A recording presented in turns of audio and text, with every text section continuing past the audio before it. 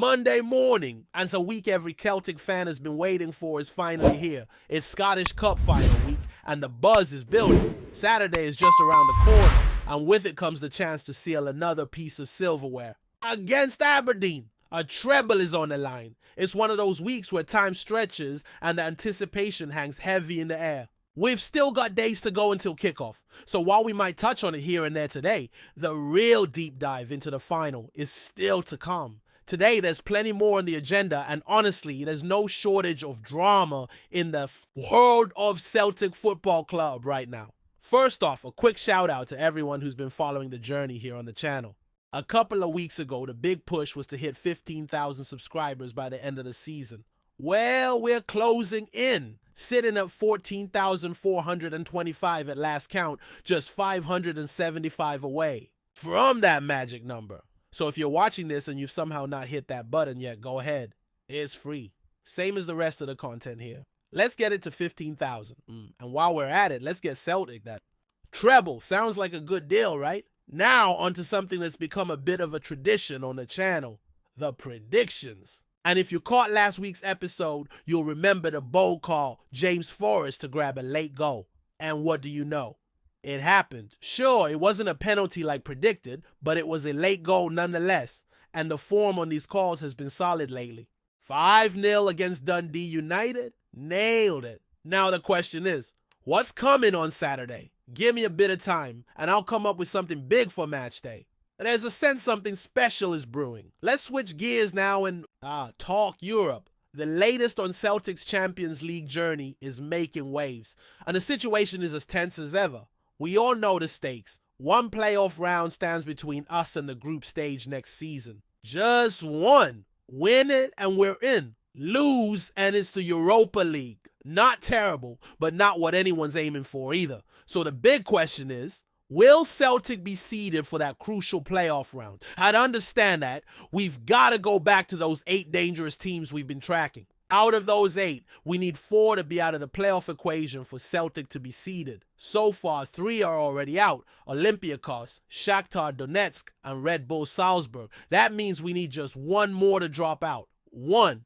And it all comes down to Denmark, Hungary, and especially Croatia. In Denmark, it's looking dicey. Copenhagen won again over the weekend and now lead the table by 4 points over Midtjylland. Copenhagen have just 1 game left, while Midtjylland have 2, so theoretically the gap could shrink to just 1 point. But even then, Copenhagen are big favorites to take the title. Not exactly what we wanted, but there's still hope. Over in Hungary, the title race is all but over. Ferencváros have it in the bag.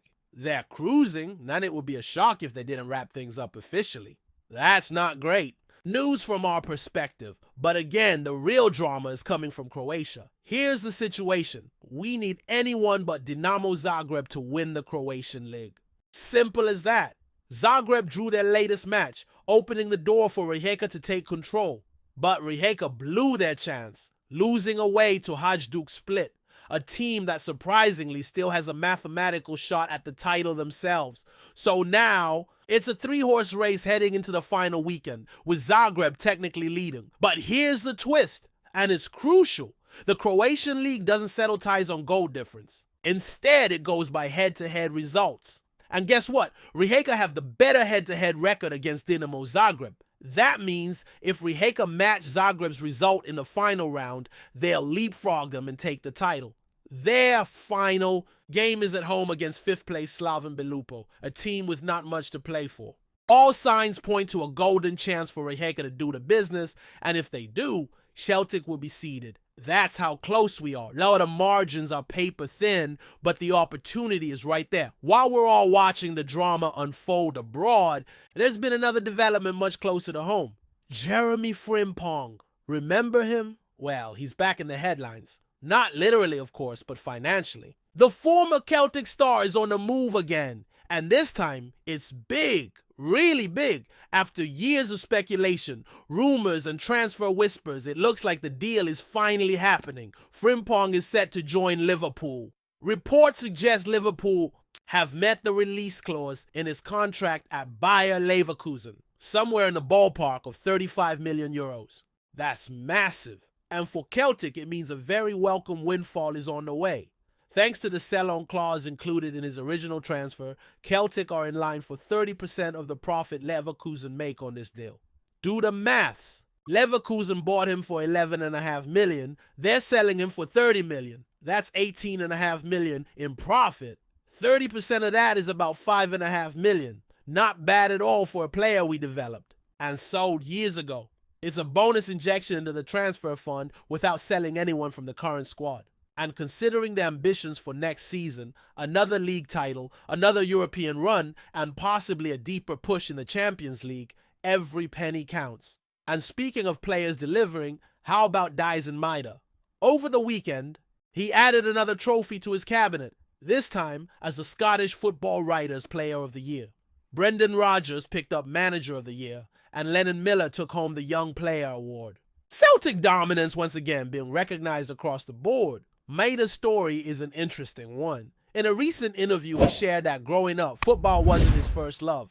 Believe it or not, he wanted to be a gymnast. Yeah, not a sprinter, not a marathon runner, a gymnast. Turns out he just happened to be better at football, so the dream shifted. He even joked that he still hasn't fully made peace with being a footballer. But here he is tearing it up in Scotland and winning individual awards. Naturally, talk about his future at the club is starting to bubble. He's still got time on his contract, but the question of an extension is floating around. Maeda's keeping things close to the chest, given the classic "we'll see what happens" type of response. It's not panic stations yet, but fans would love to see him commit long term. One possible factor complicating things? His family. His wife recently gave birth in Japan, and there's speculation she and the child might still be living there. That could weigh into any decision about the future. For now, Maeda says he's focused on the games ahead, but long term we'll just have to wait and see. Brendan Rodgers, meanwhile, has been doing a bit of reflecting. After picking up his manager's award, he spoke about his journey and where he wants to take the club next. From working forklift shifts at a John Lewis distribution center to managing Celtic, it's been quite the path. And that kind of story reminds everyone that success doesn't just happen overnight. It's built through graft, learning, and persistence. Rodgers made it clear that the next big challenge is progress in Europe. He looked back at some of the performances from this season and was proud of how Celtic stood up to elite teams, especially the effort over 2 legs against Bayern Munich. It gave everyone belief. But belief isn't enough. The next step is consistency, improvement, and smart recruitment. And he's right, the Champions League is full of levels. Celtic are climbing, but there's still work to do, and next season is a bit trickier. This year, the goal was clear. Finish in the top 24 of the league phase. Job done. But next year, it starts even earlier with that massive playoff round. Win it and you're in. Lose and you're not. It's as simple and as stressful as that. Because beyond just qualifying, there's money, prestige, and the thrill of competing at the very highest level. 8 group games guaranteed, the chance to face Europe's elite, or maybe even a knockout run if things fall the right way. Last time out, Celtic managed to dodge the real heavyweights. No Real Madrid, no Barcelona, no Liverpool. Next time, it might not be so kind. But if they do make it through again, finishing inside the top 24 should still be the target. And if they manage that, maybe even go a step further. Last time, it was Bayern Munich in the round of 24. Brutal draw. But next year, who knows? Maybe a better matchup, maybe a bit of luck, maybe a deeper run. Rodgers isn't just looking at trophies either. He's thinking legacy. He wants to bring money into the club through player sales, sure, but also by improving the academy, getting young players into the first team faster. That's a refreshing outlook, and it aligns with what most fans want. See the stars of tomorrow grow at Parkhead before the rest of Europe comes calling. That's how you build something lasting. Before we proceed, subscribe to our channel and enable notifications to receive all exclusive news about Celtic FC. Don't miss any details about your favorite team. It's extremely important for Celtic FC fans. Whispers echoing through the corridors of Scottish football have grown into a thunderous rumble. Amazon may be on the brink of launching a jaw-dropping bid to buy Celtic Football Club. According to sources close to the matter, the tech and retail behemoth is allegedly preparing a £1 billion offer for the Parkhead Giants. a move that would represent one of the most seismic shifts in the history of the Scottish game, though details remain scarce and the club hasn't issued any official statement. The rumor has set tongues wagging from Glasgow's East End to the boardrooms of European football. The mere suggestion of such a corporate colossus investing in Celtic has left supporters stunned, hopeful, and wary in equal measure. For Celtic, a club steeped in tradition and proud of its identity, the idea of foreign ownership, particularly from a global conglomerate like Amazon, poses a monumental cultural crossroads. Yet, it also opens the door to untold financial power, modernization, and a genuine tilt at European football's top table.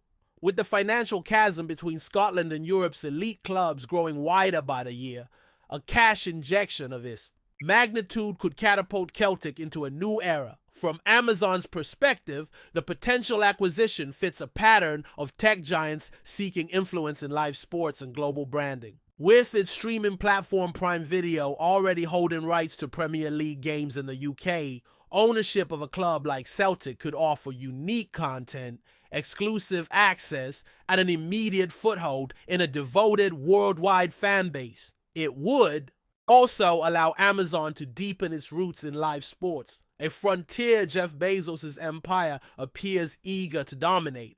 But not everyone is thrilled. Some fans have taken to social media voicing concerns about the club's soul being sold for profit, fearful of a slick corporate veneer being laid over the club's working-class ethos and community roots. Others, however, see this as a necessary leap into modern football's fast-moving stream. One thing is clear: should Amazon's interest prove real and materialize into a formal bid, Scottish football could be headed for a new age, one where tradition collides with technology, and the green and white of Celtic might just turn a shade more golden. Hello fans, don't forget to like and subscribe to the channel as it means a lot to Celtic FC.